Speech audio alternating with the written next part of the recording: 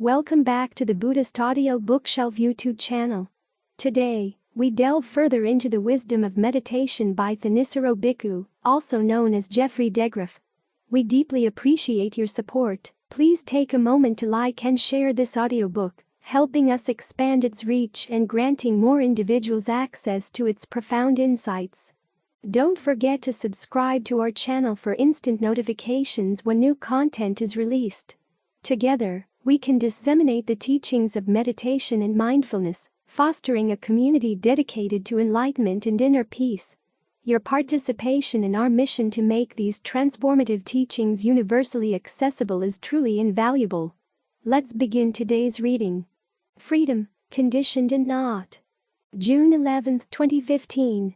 There are only two teachings that the Buddha lists as categorical, meaning that they're true across the board in all situations for everyone. One is the Four Noble Truths, and the other is the principle that skillful actions should be developed and unskillful ones should be abandoned. In fact, you can derive the Four Noble Truths from that second categorical teaching. Craving should be abandoned, the path should be developed, so as to comprehend Zuering, and then attain its cessation. In that case, the craving is the unskillful action, and the path is the skillful one. There's another passage where one of the Buddha's lay followers is being accosted by some members of another sect. They ask him, "Does your teacher teach that the world is eternal or not?" "No, neither one." "How about if it's neither and night?" "No, he doesn't address that one, either." "How about if the soul is the same thing as the body or tyrant?" "Nope." "How about an arahant after death? Does he exist, not exist, both, neither?"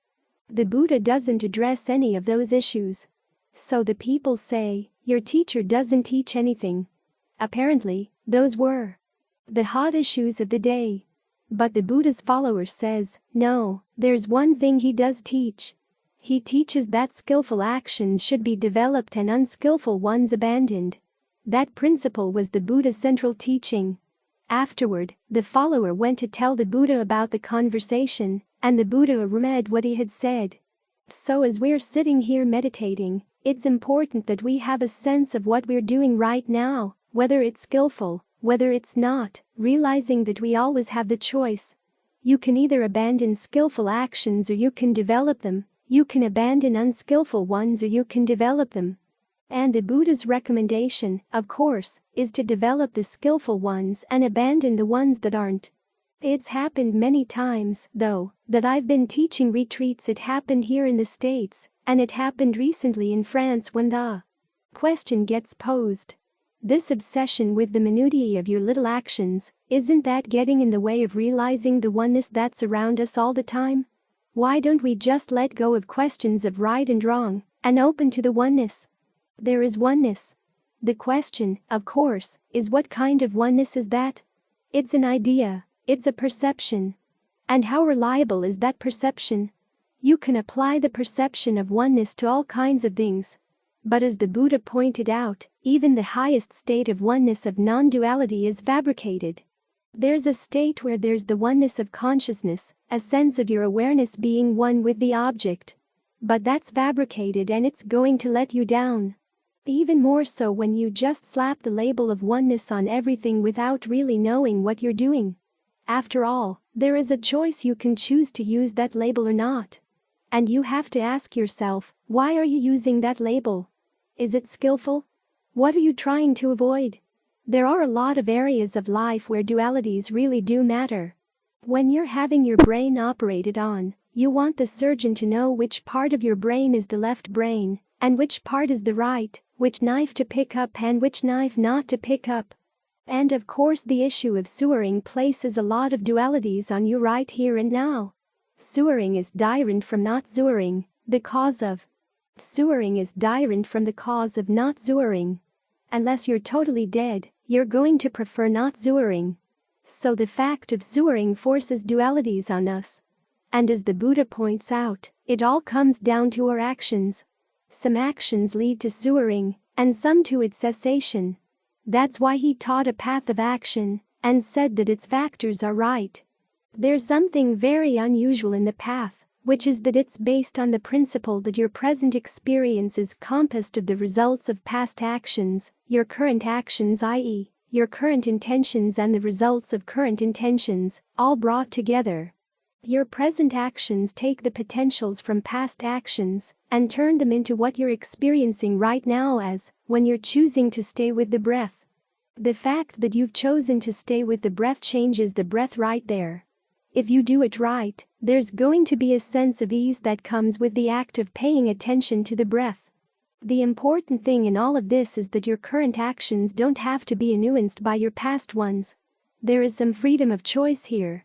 How that happens, the Buddha doesn't explain. Where it comes from, he doesn't explain. But if in practice you pursue this relative level of freedom you have right now and follow it carefully enough and consistently enough, it will take you to a bigger kind of freedom, i.e., the freedom of the unconditioned. So these little choices you're making here are not little. You're zeroing in on something that's really important. This potential for freedom right here, right now, and how to make the most of it. Most people don't make the most of their freedom of choice. They just go along with old habits, put everything on automatic pilot, and direct their attention someplace else. But if you want freedom, you have to turn around and look. What are you choosing right now? Why are you choosing it? What do you expect the results will be? This is the series of questions that the Buddha posed to his son. When the Buddha was teaching his son, he wasn't the kind of teacher who would give just elementary but not very insightful lessons to children. He wanted his son to start on the right foot, right from the very beginning. So he focused on actions, your intentions. What do you expect to happen as the result of your actions? And then you check, while you're acting. Are you getting the results you expected? In other words, are they harmless? After acting, did you actually get harmless results? If not, you can change. Keep circling around these choices you have right now, and your sensitivity as to what's skillful and what's not will develop. For instance, when the Buddha himself was getting on the right path, he divided his thoughts into two kinds. Thoughts imbued with sensuality, ill will, and harmfulness on one side, and those that were free of sensuality, in other words, dealing with renunciation, free from ill will, free from harmfulness, on the other side. Then he watched his mind. When it was going to the harmful side, he kept it in check. When it was going to the more skillful side, he let it wander as it liked. He kept an eye on it, though, making sure that it didn't wander too far astray. But then he began to realize that you can think skillful thoughts all day long, and although there may not be any bad karmic consequences, it is tiring to the mind. So it's even more skillful to get the mind into concentration. When you're in the various levels of concentration, getting the mind deeper and deeper into absorption, the level of skill becomes more rened. You begin to notice that certain perceptions weigh on the mind. Even the perceptions that keep you in concentration can be a weight. You learn to let those go. And you get deeper and deeper into concentration. As with any skill, you learn to do it more and more efficiently, quicker at getting the mind to settle down, more efficient at getting it to stay there with a minimum amount of effort. But there's always going to be some effort in the concentration. At this level, the Buddha doesn't call it stress or sewering. But there is a very subtle level of stress. He calls it disturbance. And so you circle around that. Your choice to focus on one perception rather than another. There comes a point, though, where it's not getting into deeper concentration, and you begin to realize that the fact that you're making a choice in that, no matter what the choice is going to be, it's going to involve stress of some kind, more or less rened. And if everything is in balance at that point, there comes an opening. You realize that there's another alternative, which is that you don't have to make a choice. And in not making the choice, you're freed from the present moment, because your present choices were what made the present moment. When you can drop them, that's how you reach the ultimate freedom, the unconditioned freedom. So unconditioned freedom is found by focusing on the freedom we have to make choices here and now. We have some freedom in choosing our actions. We want to learn to be more and more sensitive, more and more skillful around that possibility. In this way, this conditioned freedom takes us, if we follow the Noble Eightfold Path, to the unconditioned freedom. One of the questions I was asked in France was whether the unconditioned freedom was what underlies conditioned freedom. And there the answer has to be, no. Unconditioned freedom doesn't cause anything. It's not a foundation or a ground for anything, it's not the source of anything. It's simply that the path takes you there, this path of focusing on the question of whether what you're going to do right now is skillful or not. That's what takes you to the threshold of that freedom. One person kept pursuing this question again and again, and I finally found out why. He had been listening to a teacher from another tradition who had said that unconditioned freedom is the foundation for everything we do right now, it's where everything comes from and everything returns. And this person observed quite rightly that if everything comes from unconditioned freedom, then when you reach unconditioned freedom, what's to prevent you from coming back out again? Is there no once and for all kind of freedom?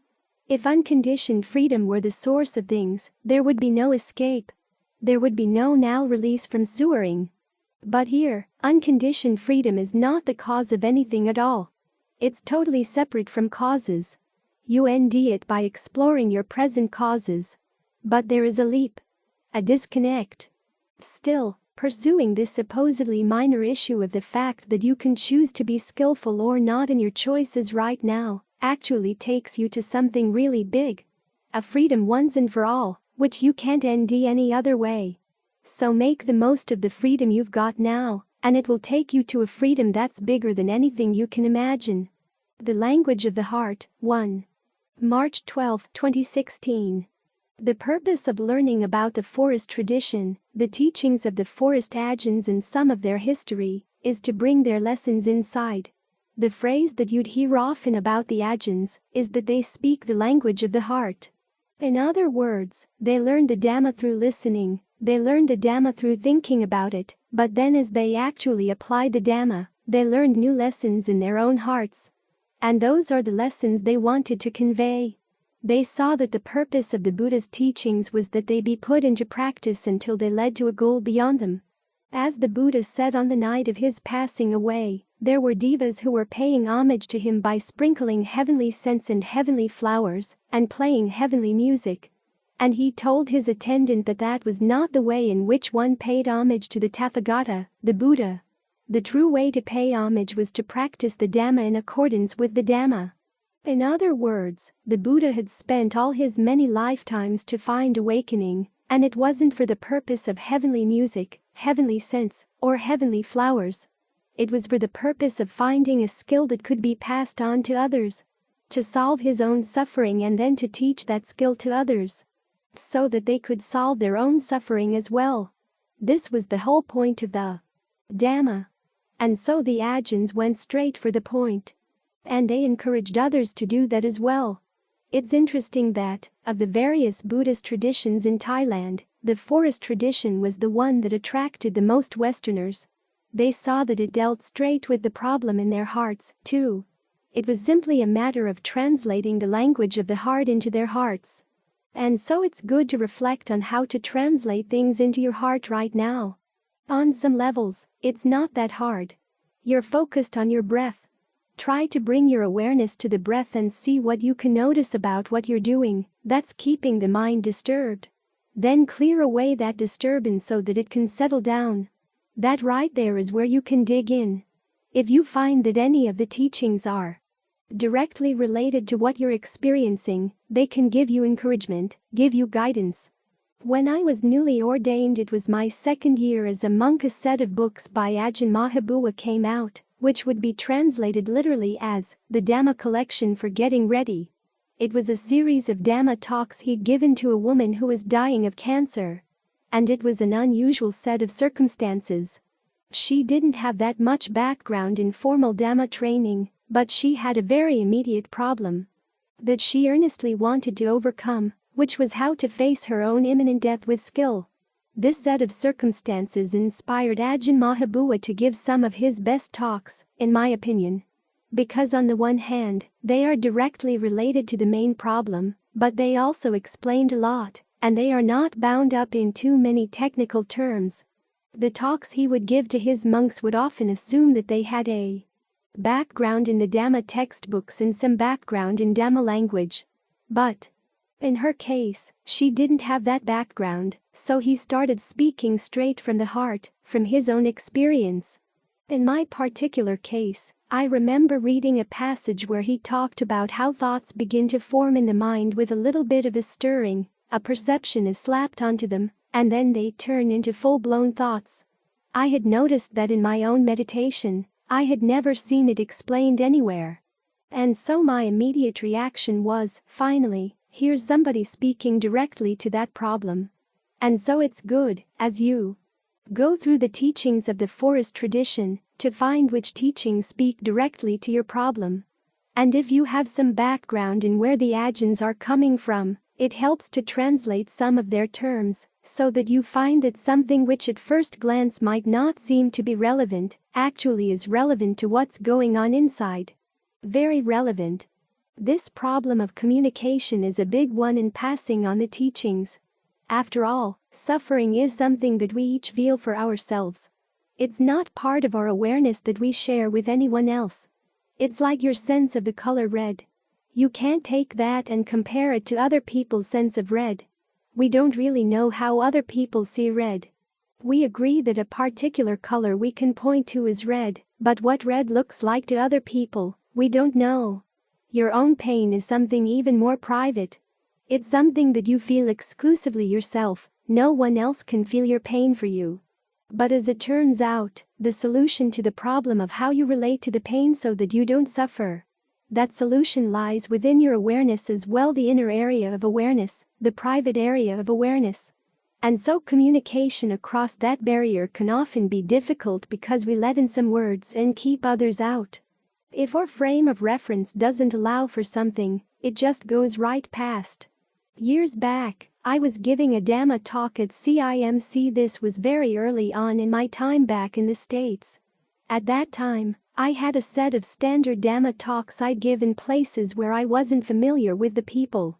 And as I was walking into the room, I realized that it was my second or third year of giving a Dhamma talk there, and I couldn't remember which talk of my standard set I had given the previous year. I was wondering what would happen if I gave the same talk again, what would people think? But as I was walking into the room, the woman who had been in charge of the tape recorder the previous year happened to be standing next to me. She turned to me and said, "You know, what you said last year meant so much to me." I was all ears to hear what I had said last year, but she then said something I knew that I would never have said. I then realized that I could say anything that night, and no one would know I was repeating myself. This reflects the fact that what we hear is often confined to what we allow ourselves to hear. Part of that allowance has to do with how much we trust the speaker, and part with how satisfied we are with the way we already see things. This may be one of the reasons why the Buddha focused on the problem of suffering as the point of communication. Only when we admit to ourselves that we're suffering, are we really open to listening to other people. As the Buddha himself said, there are two reactions to suffering. One is bewilderment. Why is this happening? The second is there anyone out there who knows a way or two to put an end to this suffering? That's when we're interested in listening to other people when they're suffering in hopes that maybe they can help. So you look at yourself. What are you willing to take in from the teachings of the forest masters? To what extent do you feel that you are responsible for your own suffering and you'd like some help? That's what it comes down to. To what extent do you trust them? My own experience with them is that they are eminently trustworthy. When you read Ajahn Mahabua's account of how he tested his state of mind again and again, to make sure that a particular defilement, when it was gone, was really gone, you see the earnestness with which they practice. So try to bring the same earnestness to your own practice. In a passage at the very end of Ajahn Mahabua's biography of Ajahn Mun, where he recounts Ajahn Mun's final sermon, there's a part where he uses the analogy of a warrior going into battle. He describes how the different aspects of the practice can correspond to the food for the warrior and the warrior's weapon. Discernment, he said, is the weapon. As I was reading the passage for the first time, I kept thinking, well, Who's the warrior? And he finally got to the conclusion.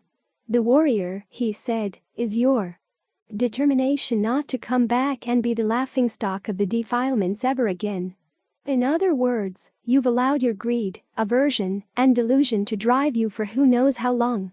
They get you to do things that are not in your own interest. And in Ajahn Lee's image, they get you to do these things, and then, when the police come to catch you, they run away. You're the one left to deal with the consequences of your actions. They're probably laughing at how gullible you are. So how much longer do you want to put up with that? If you've decided you've had enough, okay, here are the teachings. These are the teachings from the hearts of the Ajahns, from the hearts of the people who have practiced earnestly, and they're offered freely for your assistance, for your aid. Now, of course, there has to be an element of translation to go through, even when the teachings are there in English. Every time there's a communication from one person to another, you have to translate it into your own heart, into your own issues. When Ajahn Lee is talking about the breath, what does it correspond to in your experience? When Ajahn Fuang noticed that I was having trouble getting my head around the concept of breath energy in the body the first time I was there, the concept appealed to me, but I wasn't quite sure how to handle it. He said that it refers to the sense of feeling already there throughout the body.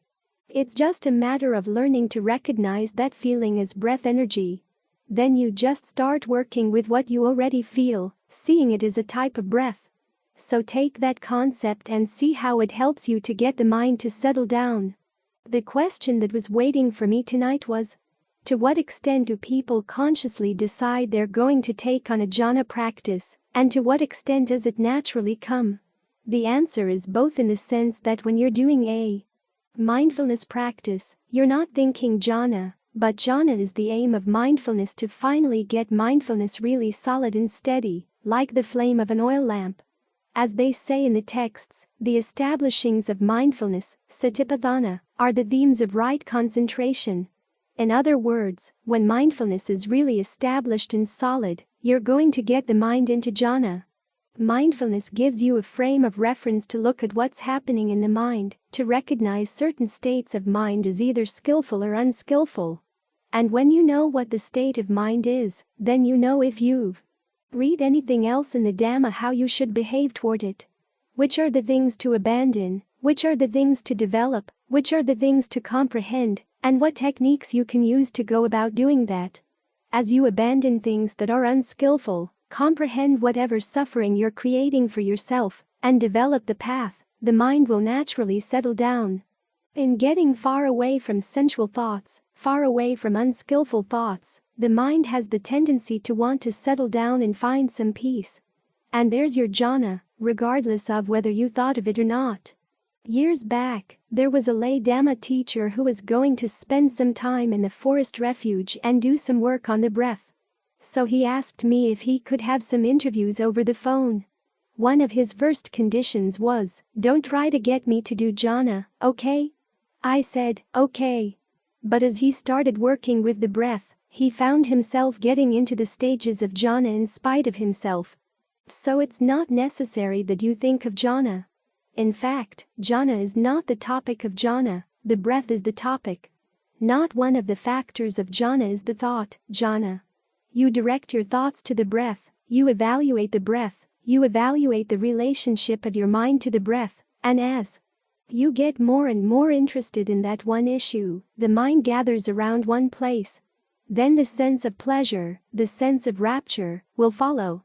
Now, when you hear these words, what do they mean?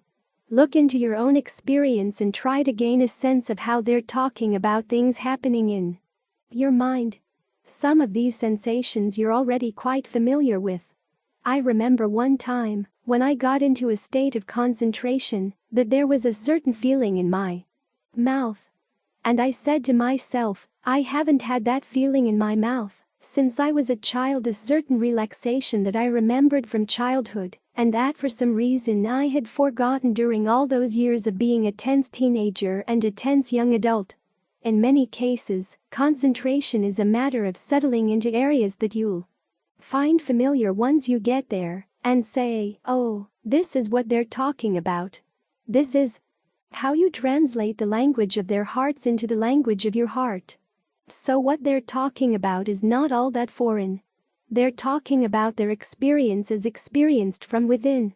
To benefit from what they're saying, you bring it into your experience as you experience it from within. And in cases where you find that their vocabulary is helpful, okay, apply it. Where their perceptions are helpful, you apply them. It's like learning how to be a professional taster. Part of the training they have for professional tasters is not only for developing a sensitive palate, but also for giving you a vocabulary to describe smells and tastes. The larger your vocabulary, the more distinctions you can make, and the more subtleties you can actually detect. It's like that Calvin and Hobbes cartoon where Calvin is saying, "Ah, the smell of fall.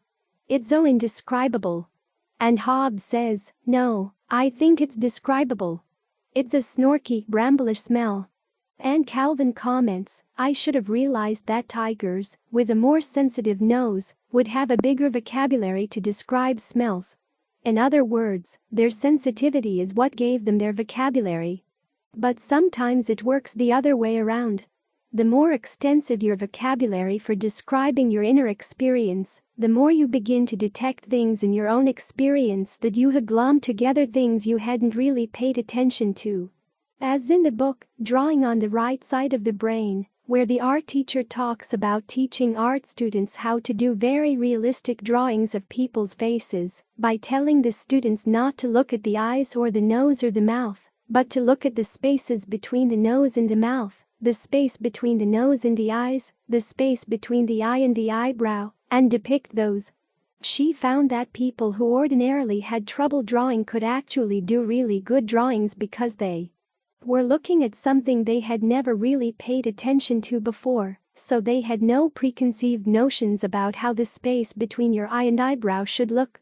It's by calling attention to these things that they began to notice what was already there. So a lot of this language of the heart is trying to point your attention to things that have always been there but you just didn't notice. As I said earlier, your motivation for listening and absorbing is that you see that you're suffering and would like to find a way out.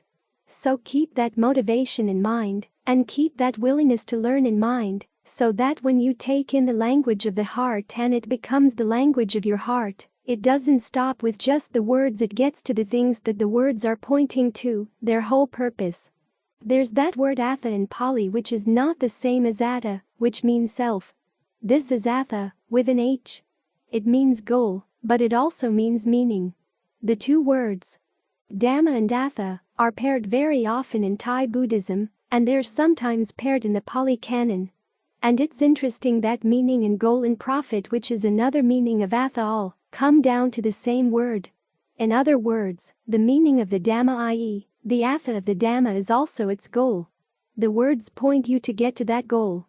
When you reach the experience of the goal, that's when you can say that you really understand them. That's when you've mastered the language of the heart. The language of the heart, too. August 29, 2018. A couple of years after Ajahn Vuang passed away, some people from Bangkok came to the monastery and wanted to hear about miracles. What miracles had we seen since Ajahn Vuang passed away? What miracles had I seen while he was alive? There had been quite a few things about Ajahn Vuang that were uncanny. But for this group of people, they were from the Ministry of Education, I decided to say something more important, which was that I thought it was miraculous that during all those years I was with him, even though I was a Westerner and he was a Thai, he always treated me as a human being, and our communication was always on a human level. In other words, our differences in culture didn't seem to get in the way. He had obvious compassion for me as a fellow human being. Now, of course, I had my problems adjusting to the culture over there, and it may have been because I was learning the Dhamma in a second language, but there was sometimes a feeling at the very beginning that it was almost like make-believe. Okay, we'll take this on as a game. I didn't consciously think of things in quite those terms at the time, but I remember one day in particular when it really hit me that that was what I had been doing. I was going through the 6 elements, which are a fairly foreign-sounding teaching, And I suddenly realized, these words are talking about things that I'm directly experiencing. The language of the Dhamma pointed directly at my experience of my own body, my experience of my own mind. Something frozen in my heart suddenly melted. And only when I was willing to take on the teachings at that level did I find that I benefited the most. And the fact that Ajahn Fuang was able to communicate on a level that wasn't just tied to Westerner was because he was living in line with what you might call the customs of the noble ones. This was a teaching Ajahn Suwat used to like to talk about quite a lot. That we're here not to practice in line with Western customs or Thai customs or anybody's customs, except for the customs of the noble ones, because the noble ones are the ones who have found how to put an end to suffering. They've understood their minds and hearts in a way that allows them to bring suffering to an end. What this means is that we have to learn how to understand our minds and hearts in that way, too.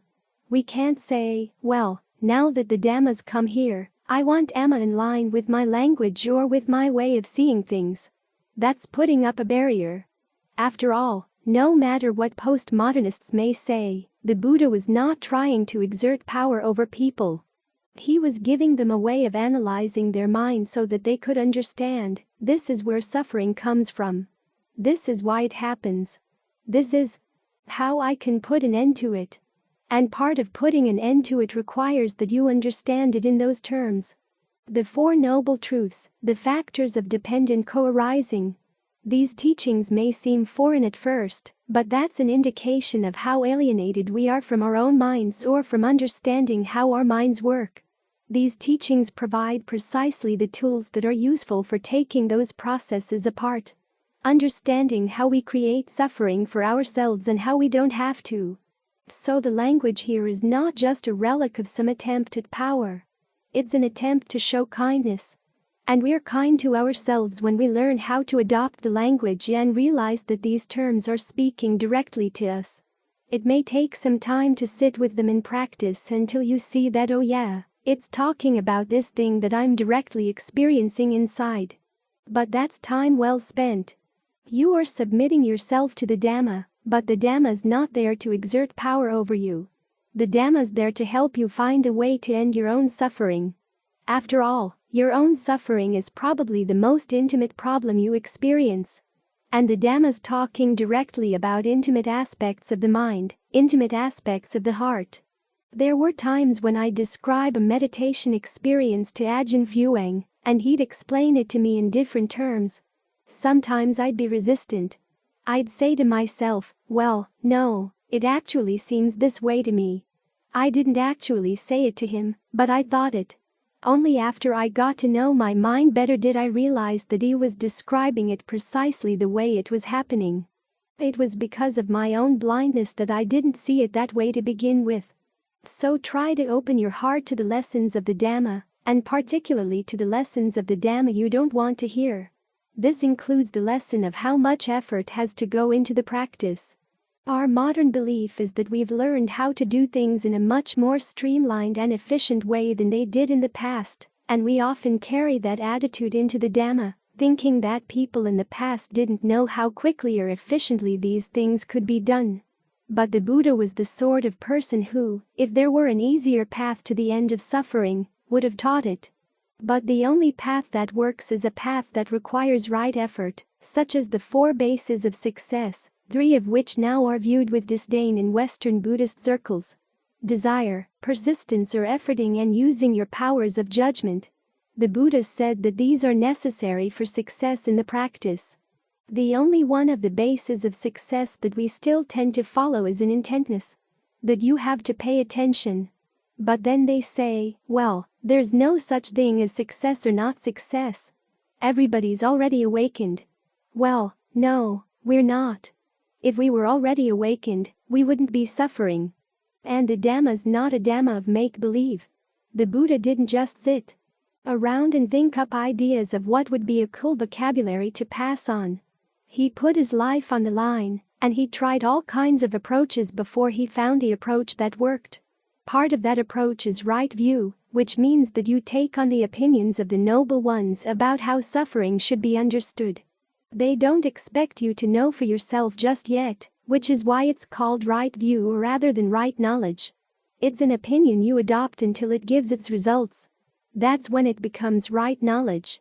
So you're taking on the culture of the noble ones, the values around wanting to abandon unskillful actions and wanting to develop skillful ones in their place. And we take on their language, which the Ajahns often call the language of the heart, for analyzing what is skillful, what's not. How do things get developed? How do things get abandoned?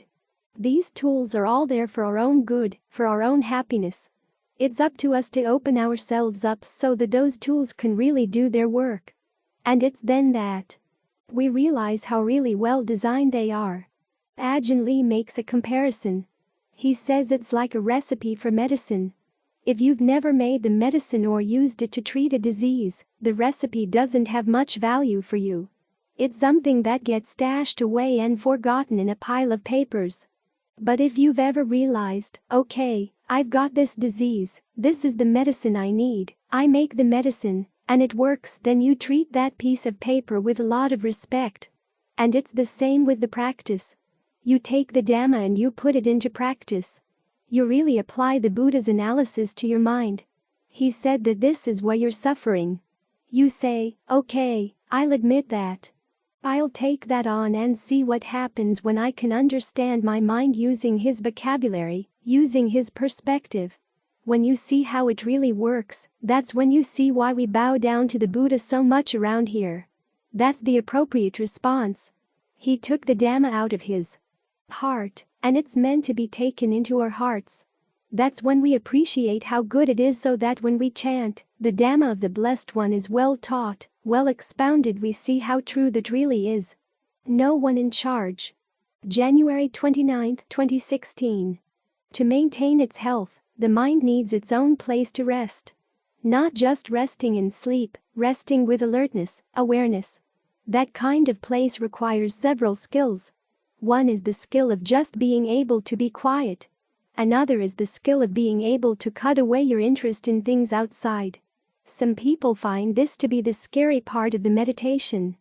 We've been taught to believe that our goodness consists of our being concerned about things outside, and here we are telling ourselves that, for the time being, those things don't matter.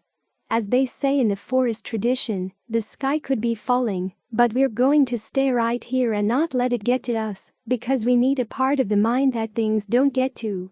That's our sanity. That's our safety. So learn how to find a spot inside where you're at ease with the breath and learn how to protect it. Learn how to catch your thoughts as they go running out, or at the very least catch your tendency to follow them. They can go, but you don't have to go with them. You want a spot where you can see them go, but you're not following along. You're not getting into them. For many of us, it's like a car driving up. The driver stops and says, "Hey, come on in." And you jump in the car and you ride off.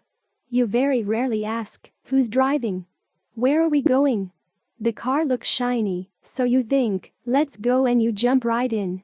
But now you want to be in a position where the thoughts may come, but you don't get into them. And that's not simply a matter of making yourself dull to the world or dull to your thoughts. In fact, you have to be very alert to them, very quick to their nuances to see the various ways in which they might try to catch you, or the ways in which you allow yourself to be caught. Sometimes, when superficial thoughts don't get you, the ones that seem more important will. What are you doing with your life? Why are you sitting here not helping other people? Why aren't you getting on with the big scheme of things? Remind yourself that, as the Buddha said, there really is no big scheme of things. Samsara is just a wandering on, and it's rather aimless. In the words of Hölderlin, the German poet, it's diverging lines. The lines of our lives come together and then drift apart. That may sound scary, but it's actually very liberating. If there were a plan to the universe, we'd have to figure it out so that we could follow it. Yet obviously it's not written down in clear terms anywhere in nature, so we're left with a game of guessing. As the Buddha said, the wandering on just wanders, but you can give a direction to your life. You're not obliged to fit into anyone else's pattern for how your life should go. You get to make the choice. Now, some people take that as a license for all kinds of misbehavior, but as the Buddha said, there is a pattern to the way actions give their results that doesn't let you simply get away with things. This pattern is built into the nature of action. If you act on motivations based on greed, aversion, or delusion, there's going to be suffering. If you act on motivations based on renunciation, non-ill will, or harmlessness, it pulls you out of suffering. So it's not the case that, because there's no purpose to things, there's no pattern at all. You're not totally free to shape things as you like and always get the results you want. But you can master the pattern so that your actions lead to a good purpose. The question then becomes, what kind of happiness do you want out of this pattern? Where will you find satisfaction? Where will you find fulfillment? As the Buddha said, fulfillment comes from letting go. Several of the Ajahns have said that the practice is basically one thing clear through. It starts with generosity, and it ends with total letting go. But you also have to work on developing, in other words, developing the good qualities that will allow you to let go with skill, because if you have nothing at all in the mind, then when you let go of things, you're a pauper. There's nothing left that you can use. But if you develop good qualities in the mind, then the things that you don't need anymore you can put aside, but you're not poor. You'll still have those good qualities. In other words, you're not deprived of them when you let them go. They're still there for you to use. It's actually by finding this strong space inside us, developing it and maintaining it, that we put ourselves in a better position to be giving to ourselves and giving to the world. So this is a pursuit of happiness that's not irresponsible. In fact, it's the most responsible way you can find happiness. It allows you to put aside a lot of questions that really don't have any clear answers, such as the question, who am I? I was reading a book a while back saying that this is the great question of all great religions. Who am I? Well, they're obviously not counting what the Buddha taught as a great religion, because as far as he was concerned, that question simply gets you tied up in a fetter of views. The important question is not who am I, but what should I do and what will be the results? That's a question that can be answered, and answered in ways that really do make a difference in your life, and can get you out of the confines of the world entirely. But to get out of the world requires that we first give something to it, and each of us will have to decide how and what we want to give. Some people say that if you try to get out of this process of samsara, you're selfish and that it's bad for the world if people think they can get out. But actually it's very good for the world, because you don't get out by being selfish. You don't take anything of the world with you, you have to leave everything worldly behind. Look at the Buddha. He created a lot of goodness and then he left it behind. That was how he was able to enter total nibbana. We don't get to haul anything along with us into nibbana. We create goodness to leave it behind as our gift. And the leaving behind, when it's done from a position of strength, becomes a gift to ourselves as well. Everyone benefits. So when the Buddha says that the world is aimless, it's actually a liberating thought. It's not meant to be depressing. It's meant to tell you that you can choose your aims. You've got the choice of how you're going to look for happiness, with the realization that, in line with the principle of karma, the quality of your intentions, the quality of your decisions, will determine whether you actually find happiness or not, and what kind of happiness it'll be. A happiness that just gets thrown away or a happiness that stays with you as something infallibly there. That opens immense possibilities. If you were defined, say, by your body, by your position in society, or by something else that someone else had imposed on you, there would be huge limitations on what you could do. But the Buddha never defines people by what they are. He says, this is what a human being can do. And one of the things a human being can do is find true happiness. And human beings, in the process, can be generous, they can be virtuous, they can find true well-being inside their minds, and they don't have to wait for that well-being until after they die. It's right here. The possibility is right here. So be careful not to limit your notion of what's possible in your human life. There's a passage where the Buddha says that if you want to get the most benefit out of a Dhamma talk, 1. You don't have contempt for the talk, 2. You don't have contempt for the speaker, and then, What's really interesting, 3. You don't have contempt for yourself. In other words, you don't belittle your potentials or your capabilities. Think of what this opens up for you. There's no one out there making a plan for you. As the chant we recited just now said, there's no one in charge. Or as Ajahn Fuang used to say, when you were born, nobody hired you to be born, so there's no one who can tell you what you have to do with your life. You're nobody's servant. Now, the principle of karma creates a pattern of responsibility that you can't ignore. So taking that into consideration, what do you want out of life? The choice is yours. And here are the tools of the meditation. Developing tranquility, developing insight. These will help you choose well. Take good aim. January 9, 2016. The Buddha compares the discernment that comes from meditation to the skills of being a good archer. You're able to shoot long distances, fire accurate shots in rapid succession, and pierce great masses. In other words, you see the long-term results of what you're doing, or of different possible courses of action, so that you can choose which is going to be the best in the long term. That's like shooting great distances. Firing accurate shots in rapid succession means being very clear about what's going on in the mind, moment to moment, and especially clear about when suffering is arising there, how it's arising, and how it can be brought to an end. Because the mind can change so quickly, you want to be able to see it very quickly. Piercing great masses means piercing the mass of ignorance. Now, in general, to be a good archer, you have to have a really good concentrated mind. For your aim to be good, you have to be able to stare at the target for long periods of time without wavering, without blinking. It's similar to the quality of mind that makes a good potter. I was watching a potter one time in Thailand as he made a pot on a wheel. I said to him, "You must have good concentration." He said, "Your mind has to be constant. In other words, you can't waver." This is one of the reasons why we're working on concentration, to develop that steady, constant, unwavering quality of focus that enables our discernment to do its work. And what is the work of discernment? To understand our cravings. As we chanted just now, the mind is usually a slave to craving. We're slaves to cravings because we don't understand them. We haven't pierced them. We haven't watched them quickly or carefully as they change. So, often, we misunderstand our own cravings. Sometimes we become a person we don't even recognize. A certain craving takes over and, as the Buddha says, craving leads to becoming. And what is becoming? It's the act of creating an identity in a certain world of experience, or taking on an identity based on your desires. The identity here is either the you who's going to enjoy the results of the desire, or the you who's going to be able to produce those results. This is why the Buddha has us ask every day, days and nights fly past, fly past. What am I becoming right now?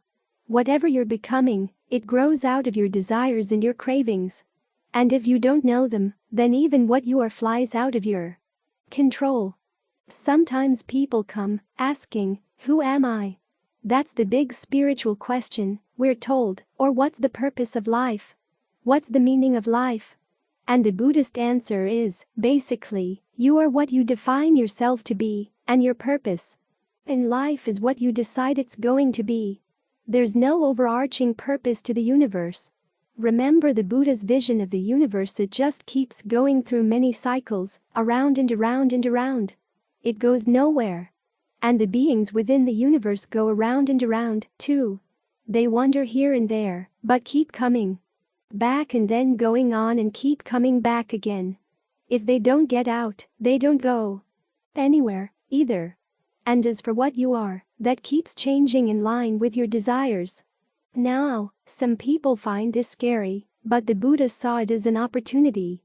You can define your desires in such a way that you give your own meaning to your life, a meaning that's good. If there were an overall purpose to the universe, you'd have to serve that purpose regardless of what that purpose meant in terms of your health, well-being, and happiness. The question of putting an end to your suffering would have to be put off to the side, because you'd have to serve some other purpose. But with the universe being meaningless, you can give meaning to your life by saying, I'm going to put an end to suffering. Then you can define yourself around that. Make that your desire, because it's a noble desire. You'll find, of course, that some members of the Committee of the Mind have lots of other desires as well, most of which are based on very strange ideas of what's possible in the world. Now, you can't simply make up your mind about the way things are going to be. You can't make up your mind, say, that you're going to be a sex addict and have perfect happiness, too. The universe doesn't work that way. Your mind doesn't work that way. This is why we have the teachings on the principles of action to remind ourselves, this is how things work. If you act on this kind of desire or this kind of motivation, it's going to have these kinds of results. If you have that kind of intention and act on it, it'll have those kinds of results. The Buddha lays it all out. And then says it's up to us. Which do you want to choose? The other thing he lays out is what's possible. In the example of his life, he shows that it is possible to put an end to suffering, and you can do it in a way that doesn't harm anyone else. In fact, when you look at his life, you can see that he created a lot of good for the world. He set out the Dhamma to show people how they can put an end to their own suffering. He created a monastic order so that this skill could be taught from generation to generation as a living apprenticeship. He did a lot of work to show us. This is what human beings can do. So it's good that we keep that in mind, because the rest of the world wants to close off a lot of options, and not only the world outside of the Dhamma, but also the world of what passes for Buddhism here in the West. A lot of the teachers are trying to close off the options that the Buddha opened up. Fortunately, you can't close them. For people who are looking for them, they're still there. And you have the opportunity to define yourself. What are you becoming right now? When you make up your mind that you want to put an end to suffering, you have to deal with the other yous in there that are created around different desires. This is why we have to fire shots in rapid succession and be accurate, because our cravings are very subtle and quick. All too often you may think you desire one thing, or have a craving for one thing, but then when you get it, you realize that's not what you wanted. If you're lusting for a particular person, say, you think that the person is the object of your desire. But if you get the person, things often don't go the way you thought they would. This is not the person I thought I was getting. This is not the story I was imagining. So you have to look back again. What was it that you were actually desiring? What was your craving really aimed at? These things shift very quickly: the narrative you had, the fantasies you had. What exactly got you interested? What was the hook? A perception? A feeling? How did they get associated with that person? The same with anger. You're angry because things are a certain way and you want them to change. Well, suppose you actually got them to change. You might find that that doesn't really satisfy you. There was something else that you wanted. And so, here you are, being defined by your desires, and you don't even know what your desires are aimed at or where they actually lead. So we get the mind really quiet to see these shifts in the desire. Ajahn Mahabua talks about this. He contemplated the foulness of the body as a way of overcoming lust. He got so that he was really quick at it. But then he realized that the problem wasn't with the object. There was something in his mind that liked the perception of beauty. The problem wasn't the body of this person or that person out there. It was his being hooked on the perception of beauty, something totally internal. Think about this for a minute. We create lots of havoc, not only in our own lives, but also in the lives of others, simply because we don't even know what our desires are. We think we want something and we find out, well, that's not what I want, and we want to throw it away. We barge through life like this, creating huge messes. So getting to know your own desires and gaining some control over them requires sitting down very quietly with a mind that's steady and solid, and looking at what you really want in life. You've got the choice. Choose your desires well so that you create good becomings. Ultimately, of course, as the Buddha said, the best thing to do is to go beyond becoming this person or becoming that person. With arrogance, as he said, You can't define them because people define themselves around their desires and their attachments, whereas someone who has no desires, no attachments because they found true happiness can't be defined. As far as they're concerned, the question of who they are is a non-question. The question of what happiness can be found in the context of worlds is a non-question. And as for purpose in life, they've achieved that purpose. They have no further purposes for their own sake. Their only remaining purposes center on helping others in their quest for their highest purpose. We're not there yet. We're still on the path, but the good news is that we get to choose our purpose. The bad news is we get to choose our purpose. In other words, if we're really sloppy in our choices, as they say, be careful what you want because you might get it. So you want to train yourself, both in terms of the concentration that sees things steadily, and the discernment that shoots great distances. Seeing clearly that if I choose this course of action, this is where it's really going to go.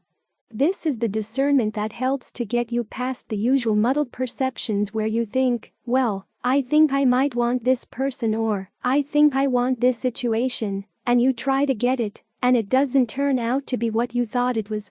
Or it was what you thought it was, but you really had other ideas in mind. You were actually fixated on something else. In this way, the ability to fire shots in rapid succession actually connects with that ability to shoot great distances and to pierce great masses. You break through your ignorance so that you see the long-term results of quick changes in the mind. And you clean up your own life. You give it a good direction and you stop making a mess of other people's lives. This is why this is a good path. It's good not only for you, but also for the people around you that you're following this path. So try to take advantage of the freedom you have. You get to define yourself. You get to define the purpose of your life. Keep the Buddha's options in mind as to what the possibilities are, and make the best choices you can. In alignment with the Buddha's teachings, we underscore the tremendous significance of sharing wisdom widely. At present, we've converted this extensive 1,000-page work into a user-friendly audio format. The responsibility to advance this noble endeavor now lies with you. Through your subscriptions, likes, and the sharing of our content, you play a pivotal role in the widespread distribution of these teachings, benefiting countless others. Let's continue the age-old tradition of knowledge dissemination and the nurturing of mindfulness for the greater good of humanity. We wholeheartedly invite you to join us in this undertaking, and together, we can effect profound and positive changes in the lives of many.